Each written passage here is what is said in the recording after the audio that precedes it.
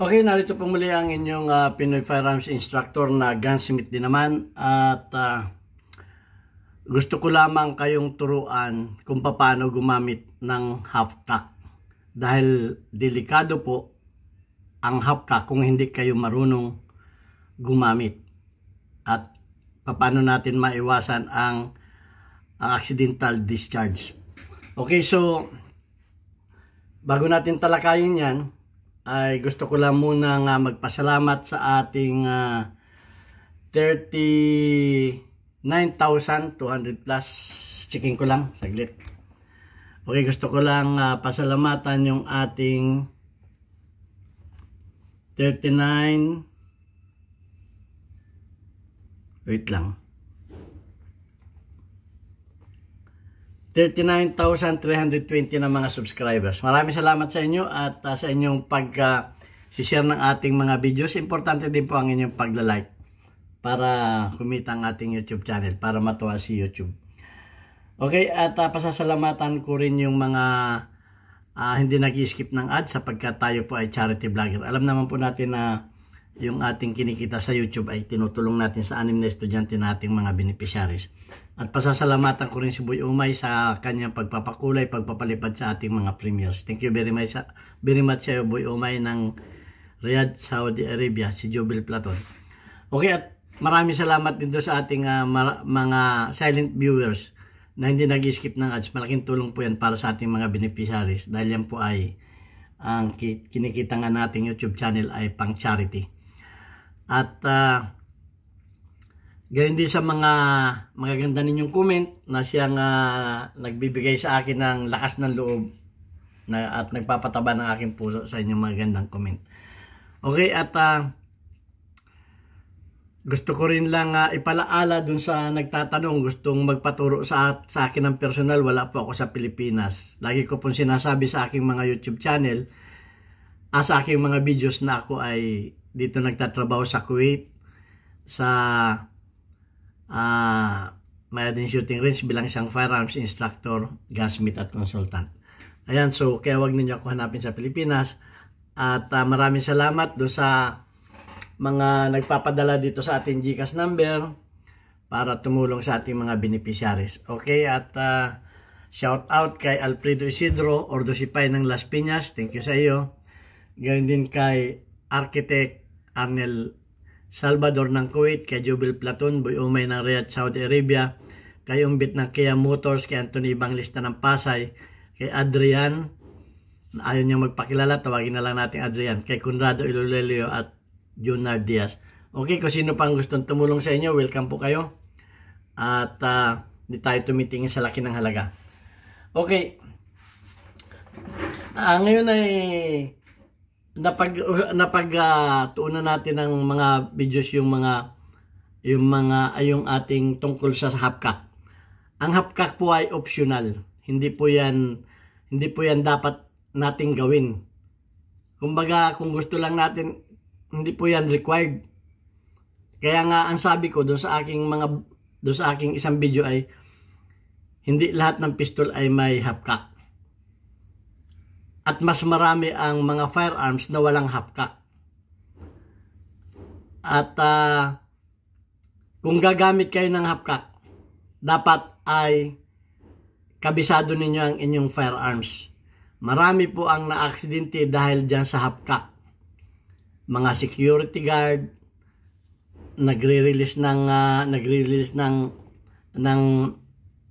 nag-hammer down ng may load, gustong mag-half-cock, ay na-aksidente. Kaya nga kung ayaw ng gun owner na walang half-cock yung baril niya, ay so be it. Dahil baka meron siyang karanasan sa half-cock. At ang half-cock ay dapat kabisado. Kaya nga sinasabi ko, nakabisado natin ang ating mga firearms. Kung inalsan mo yan ng half-cock, di alam mo nang gamitin ang iyong firearms. At ang mas importante sa lahat ay yung 4 cardinal rules na always think that your gun is loaded. At do not point the muzzle of your gun to anything you do not wish to destroy. Yun ang mas importante. Be sure to your target. Always be sure to your target. Kailangan siguraduhin natin ang ating target. So, mas importante yun sa lahat kaysa sa hapkak. Pag yung 4 cardinal rules ay alam natin, ay hindi tayo ma-aksidente. So, yun ang mas importante. So, bakit ko nasabi na maraming na-aksidente sa hapkak? Ganito yan, mga ka-trigger. Testing natin. Okay, walang bala. Nag-load tayo. Ay ngayon ay gusto nating mag-hapkak. Ilagay sa hapkak, pero may load. So, ano gagawin natin? Hawakan natin ito. Hawakan natin yung ito. Hawakan natin. Tapos, i-disengage natin yung hammer. Ay pag yan ay nabitiwan natin ito at naka-trigger tayo, doon mangyayari ang disgrasya. Kaya nga, ang sabi ko ay kinakailangan alam natin na gamitin ang ating mga firearms. Yung mga firearms na walang hapkak, striker, dapat alam din natin gamitin yan. At hindi naman natin po pwedeng pilitin yung iba na gawin yung ating ginagawa. Dahil kanya-kanya nga yan ay. Kanya-kanya nga tayo ng gusto. Merong ayaw maghapkak, merong may gusto ng hapkak. So nasa sa inyo yan. At hindi ko nga sinasabi na tanggalin ninyo ang hapkak. Bilang isang firearms instructor, may nagtanong sa akin kung paano tanggalin ang hapkak. So itinuro ko. Dahil gunsmith din naman yun. At alam ko, dapat ding malaman ninyo yun. Kung paano magtanggal nun. Pero hindi ko nga ina-advise na magtanggal nun. Nasa sa inyo yan. Dahil nga ang para sa akin, ang hapkak ay optional. Dahil nga hindi naman lahat ng firearms ay may hapkak.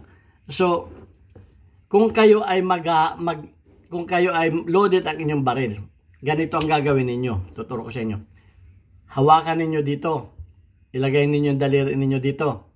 Pagkatapos ay i-disengage ninyo. Medyo mararamdaman ninyo na na-disengage na yung hammer. Mararamdaman ninyo yan dito. Pag naramdaman ninyo na na-disengage yan, tanggalin na ninyo yung kamay ninyo dito. Trigger finger out na kayo. Saka ninyo ngayon bibitawan, wag rin ninyong bibiglain ng dandahan. Okay? O kamukha nun. Hindi pala naka-disengage. Ay di, pumutok na. Naka-hammer down din. So, ingat at ingat. Kaya nga sabi ko nga, mas marami ang na-aksidente sa paghahapkak ng may load. Okay? Para sa akin, ang hapkak, ginagamit ko ang hapkak ng walang chamber load, inserted magazine lang. Kasi nga, mas madaling ikasa ang nakahapkak na. Mas madaling ikasa ang nakahapkak na. Kung minsan nga, ang ginagawa ko, nakapulkak pa yan, pero walang chamber load para madaling Nasa sa inyo yan kung gusto ninyong gawin. Pero, walang chamber load. Inserted magazine lang yan. Okay? Kaya nga sinasabi ko, pag kayo ay nag-chamber load, yan, naka-chamber load kayo. Ngayon, ihapkak ninyo, mas delikado yan. Sabihin ko sa inyo, believe me, believe you. Once na magkamali kayo dyan, ang inyong accidental discharge ang mangyayari sa inyo.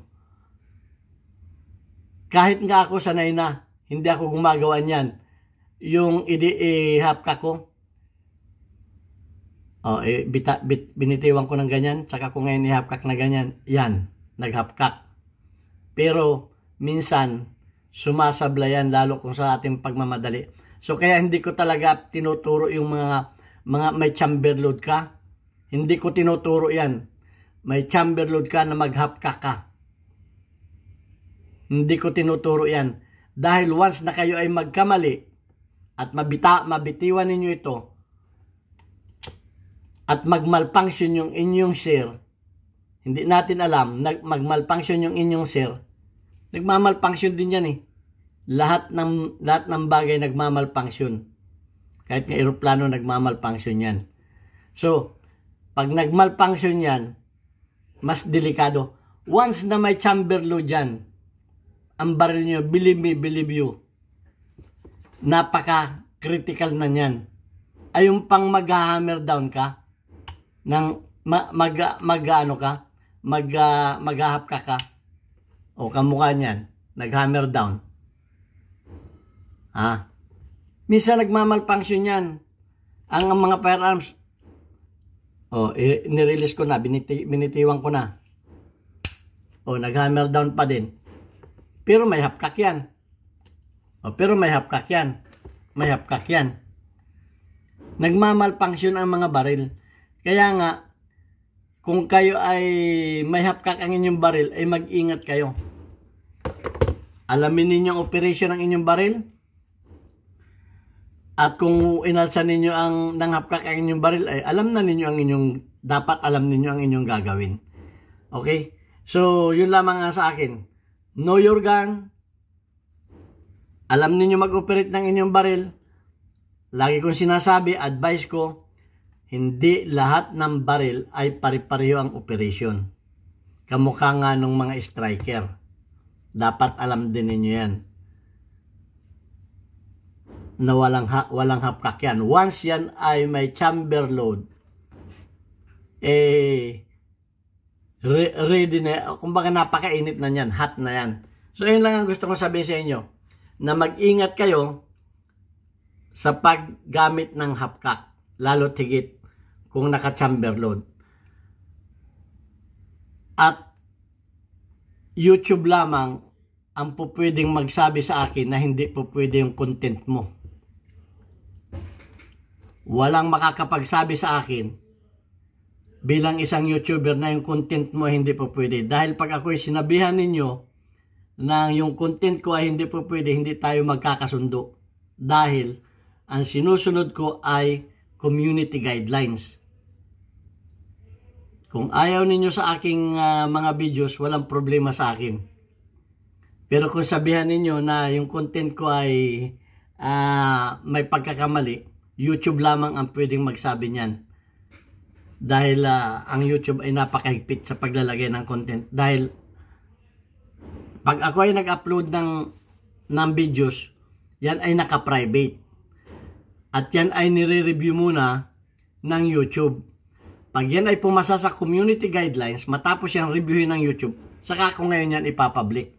Ay pumasa sa public, pumasa sa community guidelines ng YouTube, tapos sasabihan ninyo ako na hindi tama yung ginawa ko. So hindi tayo magkakasundo dyan kung ganyan.